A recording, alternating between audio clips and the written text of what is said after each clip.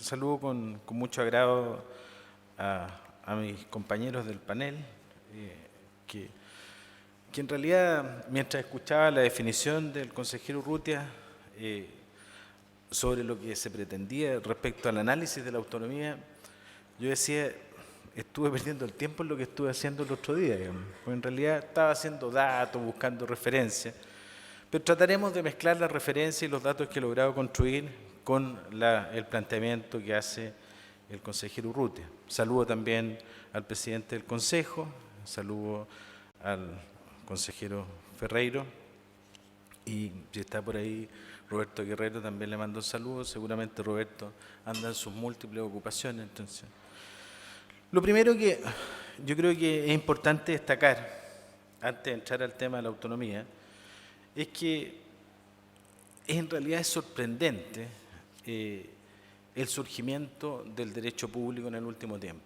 Yo lo he dicho y no me canso de decirlo. Porque aquí uno tendría una doble especulación.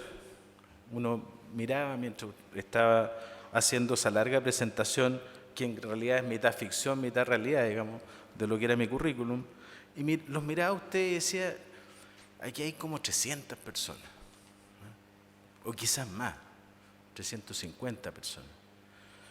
Y una reflexión que yo hacía es, hay mucha gente con tiempo libre, digamos, que viene acá a mirar, digamos.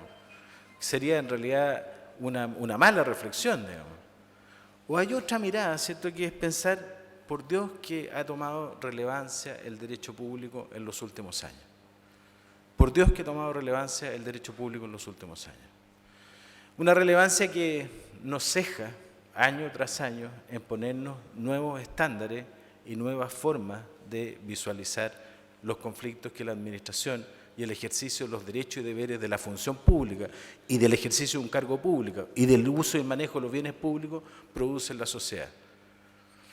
Yo pensaba también toda esta idea, ¿cierto?, que nos tiene atrapados, ¿cierto?, en la dialéctica de los conflictos de intereses, no se habría dado hace 30 años atrás, ni de suma. Había un decreto con fuerza de ley, que era el 338, que regulaba, ¿cierto?, el ingreso a la administración, y había dos disposiciones ratoniles destinadas al conflicto de interés, digamos. Y de pronto, ¿cierto?, llegó la ley 19.653, materia de modificación de la Ley Orgánica Constitucional de Bases Generales de la Administración, llegó la ley 19.880, el famoso artículo 12, ¿dónde está la inhibición?, ¿dónde se produce la contaminación? Llegó el artículo 62 de la ley 18.575, llegó la ley de compras públicas, la ley 19.886, llegó la ley de procedimiento administrativo, la ley 19.880, y la guinda de la torta hace 2 años atrás, la ley de acceso a la información. Entonces uno tiene que hacer una mirada un poco a esta altura, yo pienso de sistema, digamos.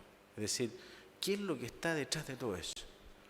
¿Qué es lo que está detrás de ese poder que se le entrega al ciudadano hoy día? El ciudadano es un miembro más de la sociedad, no es una víctima de la administración, no es un sujeto que trafica en la administración, es ese sujeto que cada vez más, ¿cierto?, nos dice el artículo 1, inciso 4 y 5 de la Constitución, es ese sujeto a quien y por quién estamos al servicio, desde el punto de vista de la misión y el rol del Estado. Dice el artículo 1, el Estado está al servicio de la persona humana, así dice la Constitución. Y parece ser que ese sujeto respecto al cual estamos todos quienes hacemos servicio público al servicio, se ha apoderado por todas partes. Se ha apoderado en materia de transparencia, se ha apoderado en materia de derecho, se ha apoderado en materia de privilegio. No sé qué tanto en materia de deberes. Es quizás la parte del péndulo que con el tiempo va a haber que empezar a ver, digamos. Pero lo que sí está claro es que tiene muchos derechos.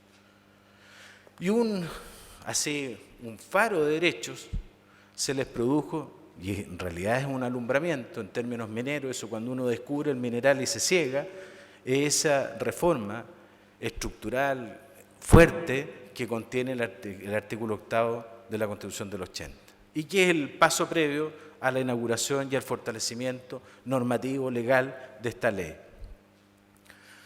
Pero esto tiene una historia, Y yo creo que en esa historia hay algo de lo que Raúl Urrutia hace como planteamiento respecto a la búsqueda de lo que es el sentido de la autonomía del Consejo para la Transparencia. Tiene una historia que no es buena. Tiene una historia, ¿cierto?, que es el acontecimiento de la dictación de la Ley 19.653, que marca, ¿cierto?, con dos disposiciones, los artículos 12 y 13, incorporados, ¿cierto?, a la Ley 18.575, y el acceso a la información, con un recurso, un amparo de acceso a la información. A poco de andar, y estas son las trampas tan chilenas, y por eso es bueno que sea un ente autónomo, la autoridad administrativa, ¿cierto?, se olvidó de ese adagio de que el que da y quita le sale una jorobita, digamos. Entonces, dio el acceso a la información, pero acto seguido, a través de un decreto supremo, dijo que todo era reservado. Eso cuando uno lo hace jugando brisca es como el pistoleo, digamos. Pero cuando uno lo hace normativamente no se ve bien. Es decir, abrir el espectro de los derechos, porque así se imponía, ¿cierto?, la visión preclara, la Ley 19.653 y el contenido de la ley que significó la incorporación de estos dos artículos que he señalado, pero acto seguido se redujo, digamos, francamente al ridículo la situación desde el punto de vista de la transparencia. Y ahí empezó una lucha media compleja, digamos. Es que en realidad es complejo que cada vez que los derechos del ciudadano tengan que enfrentarse y discernirse uno a uno en sede jurisdiccional, yo tengo una válvula que se me está cerrando en la sociedad. O tengo que transformar a los jueces en administradores, o los jueces tienen que cuidarse de administrar. Y en realidad, si uno hace una muestra de lo que es la jurisprudencia de la Ley 19.653 y el reclamo de acceso a la información en sede jurisdiccional, se va a encontrar con que hay poquísimos casos acogidos. Se va a encontrar con que los jueces tuvieron cierta cautela en entrar a un mundo que les es desconocido. Los jueces no tienen por qué entrar necesariamente, en todo caso, para la prefiguración de cualquier derecho, al mundo de la administración. Tienen que entrar frente al agravio. Y en consecuencia ese agravio más bien teórico de no ver algo es una cosa difícil de discernir desde el punto de vista judicial. Porque desde el punto de vista judicial nosotros estamos con los bienes, estamos con los derechos de las personas, estamos con las situaciones penales de las personas, pero esta cosa tan sofisticada, tan de primer mundo, tan OSD, la determinación del alumbramiento de un derecho de acceso a la información, no tuvo buen resultado eso. Y hubo que hacer un emprendimiento desde el punto de vista normativo distinto.